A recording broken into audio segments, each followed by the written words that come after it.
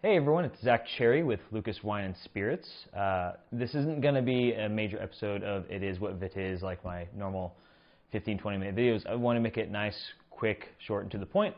I want to talk about what time of year it is. It's starting to get around that time for champagne, like Wine Spectator likes to talk about. And the newest issue, if you haven't read it, it's all about champagne, and I want to talk about one of the rarest ones there is. This right here is an Henri Gatourb Rouge. I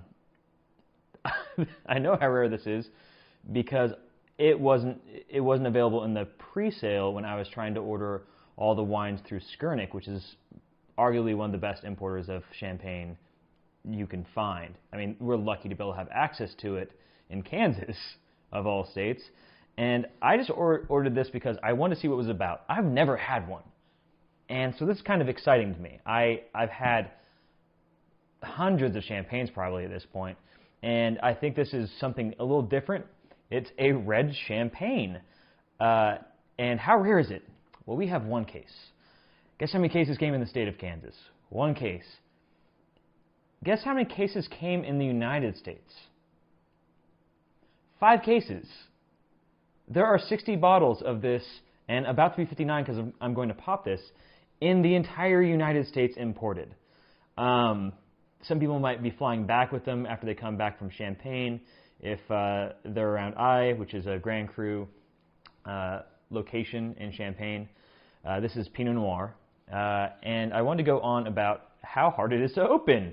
I've seen this opening before on a Clito Chiarli bottle, which is a very nice high-level Lambrusco. They do exist. They're hard to open.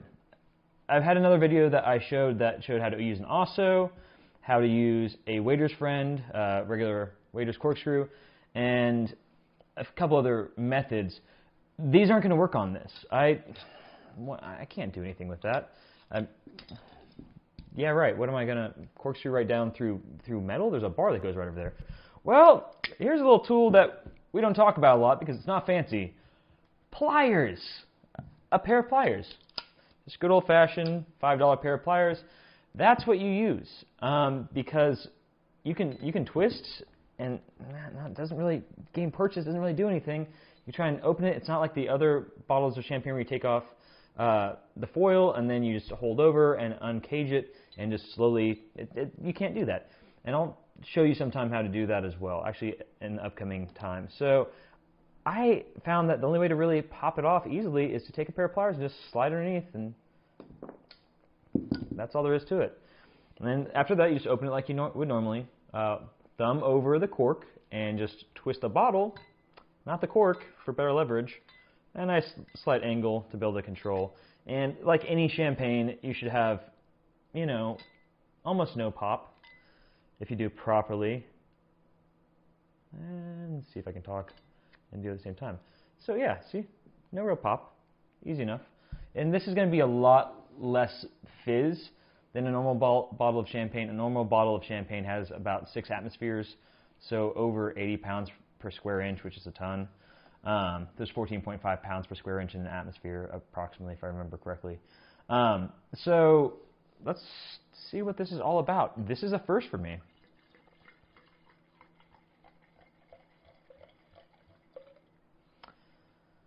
Now, I do know that this is made in steel. It's not oak like some other forms of champagne. Ooh, that smells fresh. It's like fresh raspberries, fresh cherries. That's pretty cool. I should really break this down, but I just want to sip it. I have to see what this is about.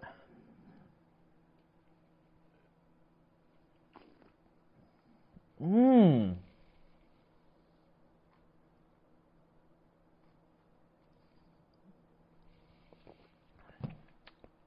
That is interesting. Wow. So it's like a semi-fizz. It's not even full fizz. There's almost none.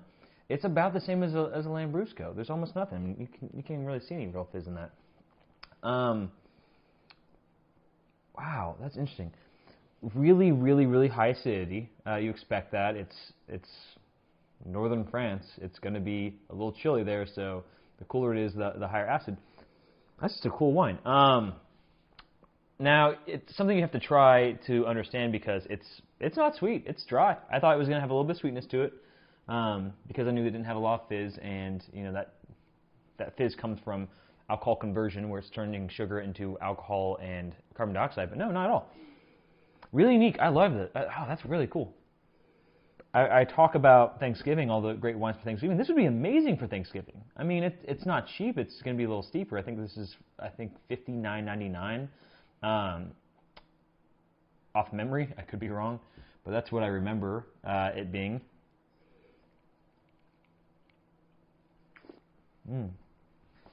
Wow, fresh, really fresh fruit, delicious, really bright, interesting. That's tasty. I got some mac and cheese waiting for me. I'm gonna use that on mac and cheese. Why not?